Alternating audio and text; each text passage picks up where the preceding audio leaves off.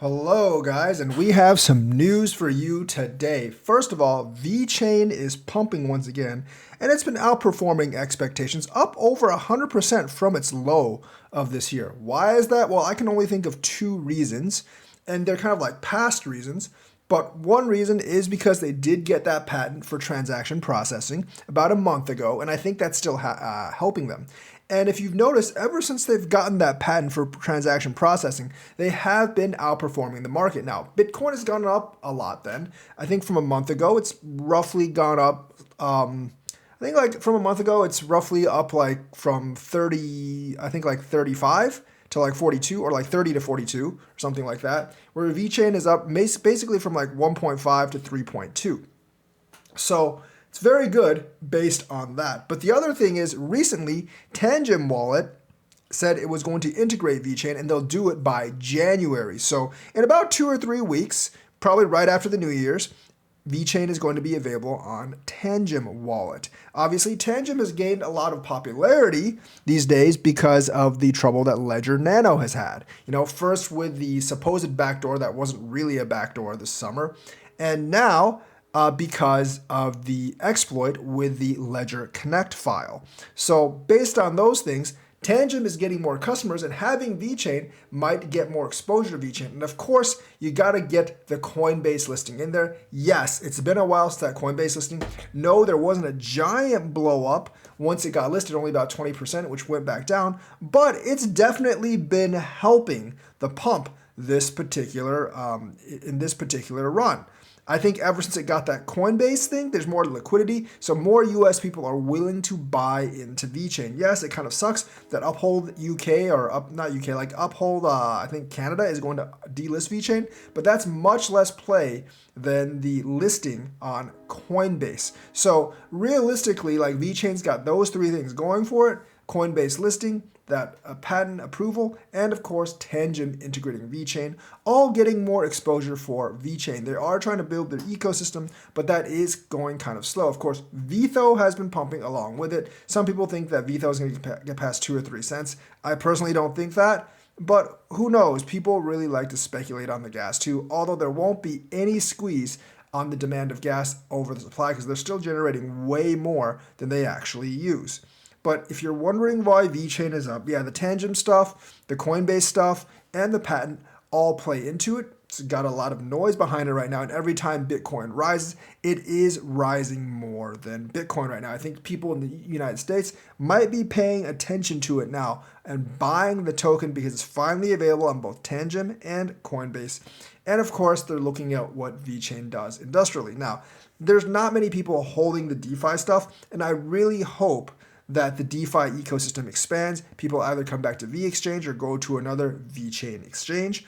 And I think they can actually revive some of those projects out there. But VeChain still got a long way to go. But it is good that it's pumped like 10 cents today. I mean, not 10 cents, 10% today.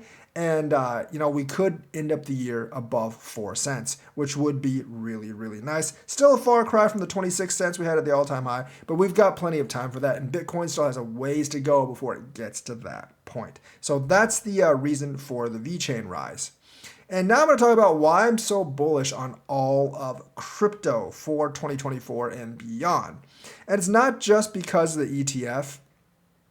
It's because so many things are coming together, and I think 2024 is going to be a year of regulatory compromises, and we're going to get more than we actually give. First of all, what I've talked about last time is the crypto industry is finally pulling together and banding together, and they've raised something like $74 million for PACs or to support candidates. They're pro-crypto candidates next year. Yes, Patrick McHenry was supposed to be one of them, and now he's basically gone because he's not going to run for re-election, but they're still supporting Tom Emmer and some others. And looking at the ballot, they're supporting about half and half Democrats and Republicans, which means it is a bipartisan thing. And that's what you really need to do to counter the evilness of Elizabeth Warren in these elections towards crypto. $74 million is not an amount that politicians can afford to ignore.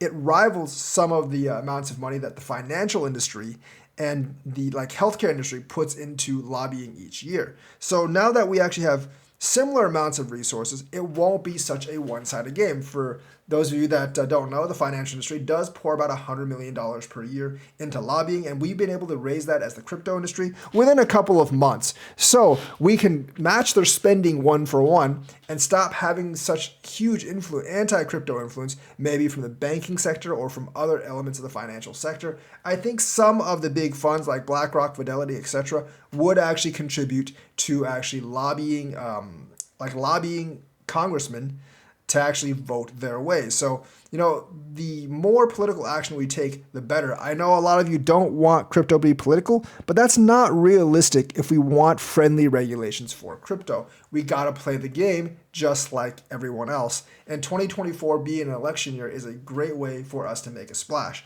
Remember, Elizabeth Warren might have 9 other senators on her side. But if we can get some of those other senators to not be on her side, we can get like House members to not be on her side. Even some of the most Democrats are actually pro-crypto. Ted Lieu, the guy from Hawaii, he may not be, your best friend when it comes to wokeism or whatever, but he is more pro-crypto than anti-crypto. So, we need to get more of those people in Congress, because we have more of those people in Congress, Elizabeth Warren's bills aren't going to go anywhere, and they can actually counter her points with their own points when she tries to make it out that like crypto is only used for terrorist financing and illicit purposes.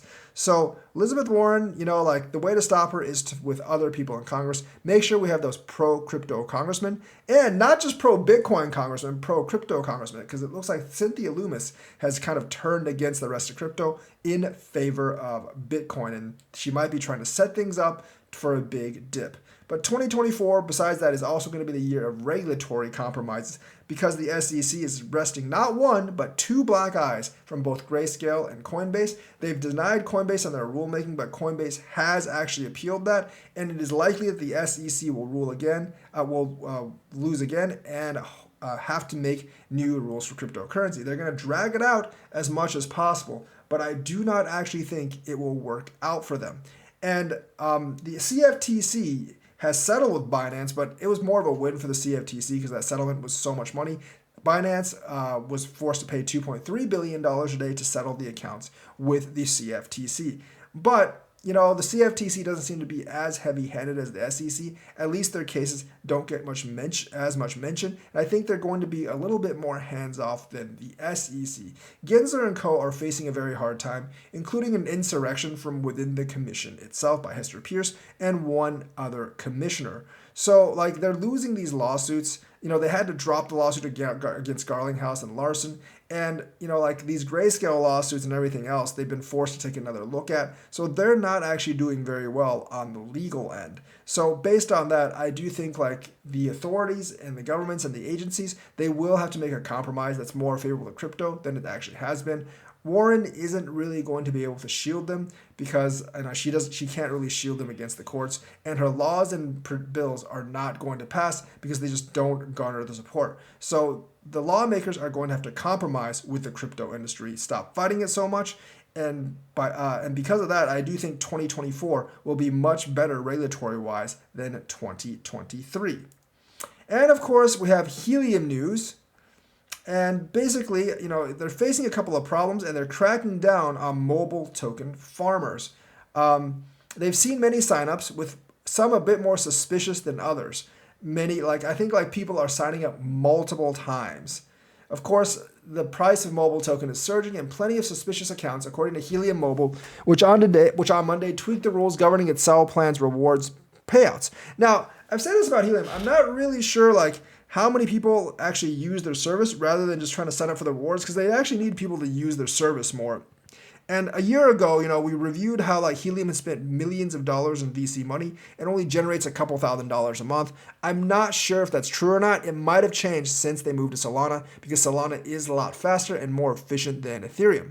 So new subscriber to Helium Mobile must wait 8 days before they can claim any mobile tokens they're set to receive in exchange for having shared their location through Discover Mapping, according to the company's terms of service. Now they are actually mapping, trying to, create an alternative to Google Maps. But people might actually have to wait a while before they share their location. And I think they're trying to weed out those that sign up over and over again, because obviously duplicate data does not really do them any good, and they only want to pay unique people. The SIFT is meant to combat growing pains at Helium's partially crowdsourced seller network. The low-cost phone plan has been an explosion of new customers as well as interest in its unique mechanism paying for its customers in cryptocurrency. And I think that's the main thing, paying for its users in cryptocurrency. If they didn't have that, would anyone actually use their network? So it runs on a mix of T-Mobile towers and Helium's own hotspots. Those hotspots operators receive mobile tokens as payment, so do phone subscribers who opt into Helium's mobile location tracking service. So the thing is, I want to know like how many people actually use Helium without the location tracking service, because I think that's going to be very important for long term for Helium's business. So basically, at current levels, subscribers of Helium Mobile who use Discovery Mapping are earning over 2,000 mobile tokens a day.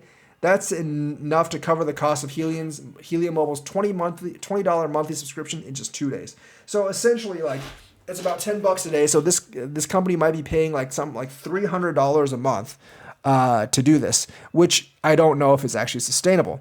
Of course, the price of mobile is up 2,000% this month, and that's going to attract a lot of new people. But what if the price suddenly tanks? Will those people continue using Helium, or will the whole thing just fall apart? That's what we actually need to know for Helium. But since they got so many signups and I think people are trying to claim duplicate rewards, I think they are going to try to crack down. So that's the news for today. Let me know what you think. Like and subscribe, hit that bell notifications button. Thank you and have a nice day.